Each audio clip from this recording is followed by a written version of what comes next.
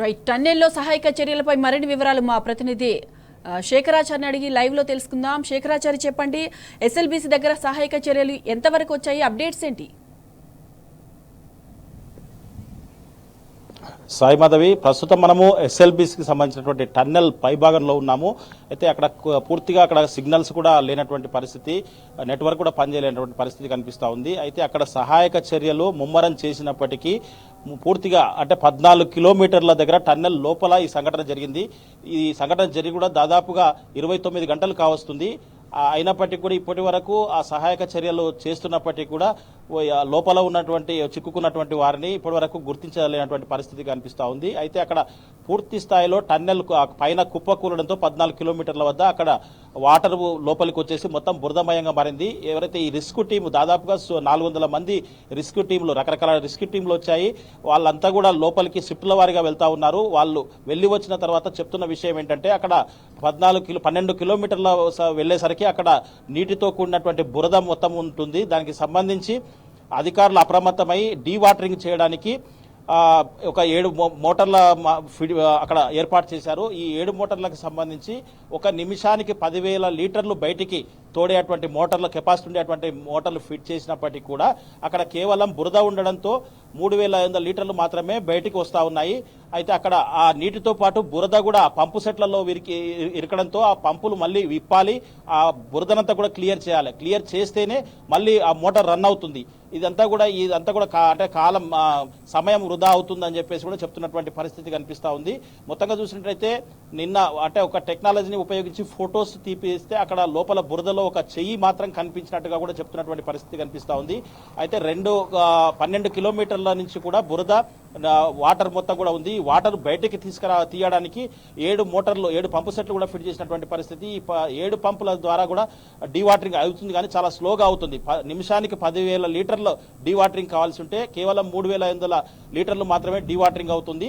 దీనికి సంబంధించి మరింత ముమ్మరం చేసేందుకు కూడా ఇక్కడ దగ్గరుండి ఉన్నతాధికారులు కూడా పర్యవేక్షిస్తున్న పరిస్థితి కనిపిస్తూ ఉంది. మొత్తంగా చూసినట్టయితే ఈ రోజు మొత్తం కూడా డీవాటరింగ్ కే సమయం సరిపోయేటట్టుంది. తర్వాత ఈ డీవాటరింగ్ అయిపోయిన తర్వాత అక్కడ బురదను కూడా బయటకు తీయాలి, అక్కడ ఉన్నటువంటి మట్టిని కూడా బయటకు తీయాలి, అక్కడ ఉన్నటువంటి శిథిలాలను కూడా బయటకు తీయాల్సి ఉంటుంది.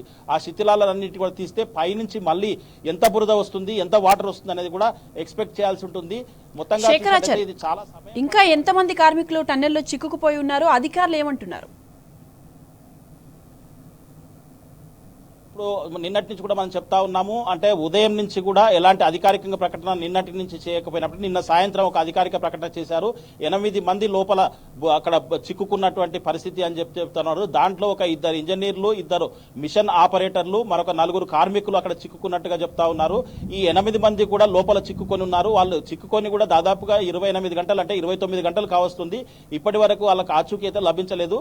తర్వాత ఈ వాటర్ డీవాటరింగ్ చేస్తే అక్కడ బురద ఎట్లా తీయాలనేది, తర్వాత ఆ విధి విధానాలు ఎట్లా ఉంటాయి, తర్వాత లోపలికి ఎట్లా వెళ్ళాలి అనే దానిపైన కూడా పూర్తిగా రివ్యూ చేస్తా ఉన్నారు. దానిపైన కూడా అధికారులతో సమీక్షలు జరుపుతా ఉన్నారు. సంబంధిత ఎన్డీఆర్ఎస్ బృందంతో పాటు అక్కడ వచ్చినటువంటి సీనియర్స్ తో కూడా చర్చలు జరుపుతున్నటువంటి పరిస్థితి కనిపిస్తూ ఉంది. మనకున్న సమాచారం మేరకు ఉన్నతాధికారులు, తర్వాత చాలా సీనియర్స్ ఆఫ్ ది రికార్డ్ చెప్పిన విషయం ఏంటంటే అంటే ఒక 3 రోజుల పైగా పట్టే అవకాశం కూడా ఉందని కూడా అనధికారికంగా చెప్పినటువంటి పరిస్థితి అయితే కనిపిస్తూ ఉంది. అధికారికంగా మాత్రం ఇప్పటి వరకు ఎంత టైం పడుతుంది, డీవాటరింగ్ ఎంత టైం పడుతుంది, బురద తీసేటందుకు ఎంత టైం పడుతుందని మాత్రం ఇప్పటివరకు కూడా ఎక్కడ కూడా చెప్పలేదు. ఇదంతా కూడా ముందస్తు ఆలోచన లేకపోవడం, ముందు చూపు లేకపోవడం వల్లే కూడా ప్రభుత్వ వైఫల్యంగా కూడా చాలా మంది కూడా చెప్తున్నటువంటి పరిస్థితి కనిపిస్తూ ఉంది. ఇక్కడ అండర్ టన్నెల్లో పనులు చేసినట్లయితే లోపల డ్రిల్లింగ్ ఏదైతే చేస్తుందో మిషన్, ఆ డ్రిల్లింగ్ మిషన్ సంబంధించి ఆ డ్రిల్లింగ్ మధ్యలో ఉంటే మాత్రము వాళ్ళ లోపల ఉన్న వాళ్ళ పరిస్థితి చాలా దయనీయంగా ఉంటుంది.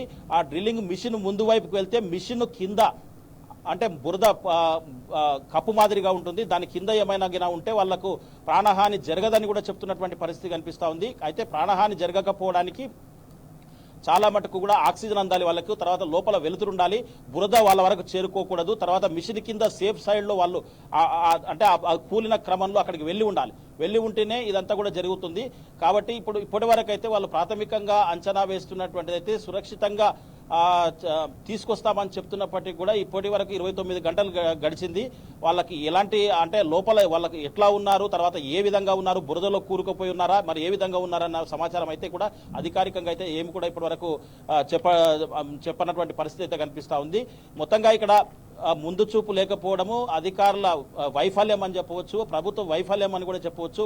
కొద్ది రోజుల క్రితం ఈ పనులు ప్రారంభించినప్పటికీ గతంలో పనులు కేవలం ఆ టన్నెల్లోకి నీళ్లు వస్తున్నాయన్న అదే ప్లేస్లో వస్తున్నాయని చెప్పేసి కూడా అక్కడ పని ఆపినటువంటి పరిస్థితి.